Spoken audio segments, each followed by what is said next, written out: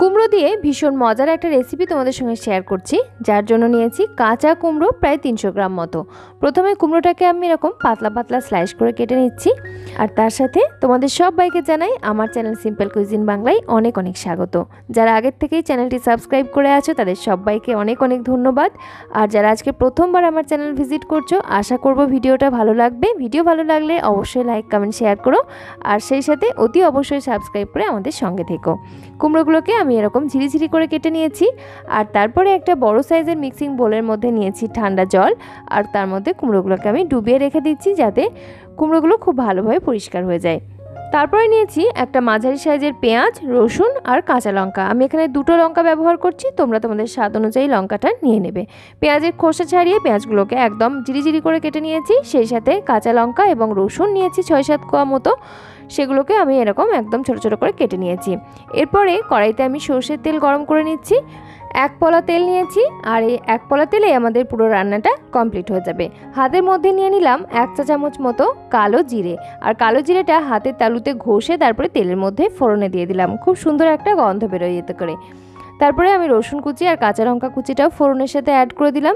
এগুলো একটু ভাজা ভাজা হয়ে সুন্দর গন্ধ বেরোতে শুরু করলে এই পর্যায়ে জল ঝরিয়ে রাখা কুমড়োগুলোকে অ্যাড করে দিলাম, আর দিয়ে নিচ্ছি স্বাদ অনুযায়ী নুন। কুমড়োর সাথে এই পর্যায়ে আমি যতটা নুন লাগবে এই রান্নাতে পুরো লবণটাই অ্যাড করে দিলাম। সেই সাথে 1 চিমটে পরিমাণ হলুদ গুঁড়ো দিয়ে দিলাম। সমস্ত কিছু আমি একসাথে নাড়াচাড়া করে নিচ্ছি, একদম ফ্লেম রেখেছি মিডিয়ামে। তারপরে একটু ভাজা ভাজা করে নেব ঢাকা চাপা দিয়ে, যাতে কুমড়োগুলো ভাজাও হয় আর সেই সাথে সিদ্ধও হয়ে যায়। জল যাতে অ্যাড করতে একেবারেই না হয়। কুমড়োগুলো এইভাবে নাড়াচাড়া করতে থাকছি, আর ফ্লেম মাঝারিতে রেখে আমি তারপর ঢাকা চাপা রেখে দিচ্ছি। মাঝে মাঝে ঢাকনা খুলে শুধু নাড়াচাড়া করে যাব। ঘ্যাটে ঘটে অম্বলে কুমড়ো খেতে খেতে যখন একেবারে বোর হয়ে যাবে, তখন এই রেসিপিটা একদিন ট্রাই করে দেখবে। কুমড়োর প্রতি একটা আলাদাই ভালোবাসা জন্মাবে।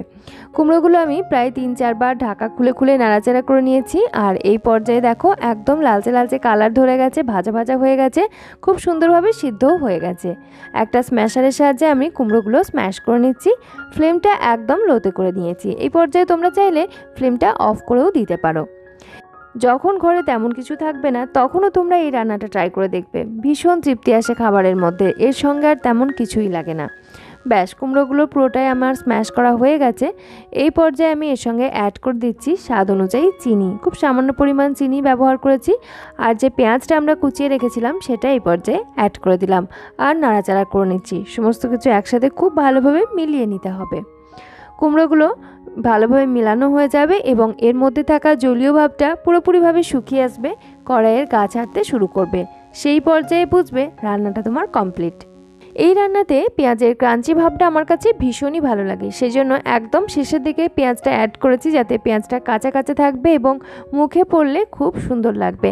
তবে তোমরা যদি এটা নিরামিষ দিনে বানিয়ে থাকো, তাহলে অবশ্যই পেঁয়াজ রসুন এই দুটোকে স্কিপ করবে। এ দুটো ছাড়াও কিন্তু রান্নাটা খেতে ভীষণই ভালো লাগবে।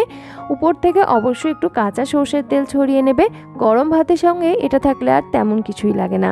ডিনারে কিংবা টিফিনে রুটি পরোটার সঙ্গেও তোমরা কিন্তু এটা নিতে পারো। রাত্রে রুটি পরোটার সঙ্গে যখন কিছুই বানাতে ইচ্ছে করবে না, তখন অবশ্যই এটা ট্রাই করো। গরম ভাত, রুটি, পরোটা সব কিছুর সঙ্গে জমে যাবে। আশা করছি আমার আজকের রেসিপিও তোমাদের ভালো লেগেছে। রেসিপি ভালো লাগলে অবশ্যই লাইক কমেন্ট শেয়ার করে জানিও। চ্যানেলটি সাবস্ক্রাইব করে অবশ্যই পাশে থেকো। আজকের মতো এখানেই বিদায় নিচ্ছি। সকলে খুব ভালো থেকো, সুস্থ থেকো। ধন্যবাদ।